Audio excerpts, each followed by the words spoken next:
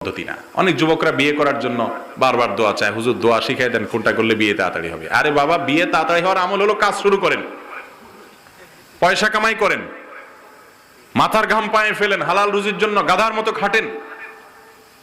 কোন ইজ্জতের ভয় করিয়েন না হালাল উপার্জন করতে গিয়া, গাধার মতো খাটে টাকা উপার্জন করেন। যখন আপনি পকেট ভর্তি টাকা নিয়ে আসবেন বাড়িতে, তখন বাপ মারে বিয়ের কথা আর বলার লাগবে না, বোঝা লাগবে না, এমনি দিব। মেয়ের বাপদের ঠেলা চোটে বিয়ে দিতে বাধ্য হবে, ঠিক না বেঠিক? এর পাশাপাশি মা বাবার জন্য যেটা বলা দরকার সেটা তো সবসময় বলি আমি। আর উপার্জনের জন্য আমল হলো, আল্লাহ বলেছেন ফাইদা কুদিয়াতিস সালাহ ফান্তাশিরু ফিল আরদ, নামাজ শেষ হয়ে গেছে, মসজিদ থেকে বের হয়ে যাও, বের হয়ে যাও। ওয়াবতাগু মিন ফাদলিল্লাহ, এবং পৃথিবীতে আল্লাহর রিজিক পড়ে আছে, উপার্জন করো, পরিশ্রম করো। এখন শুধু যুবকরা চাকরি খোঁজে। আজকে এক ভাই হোটেলে দেখা করতে আসছে,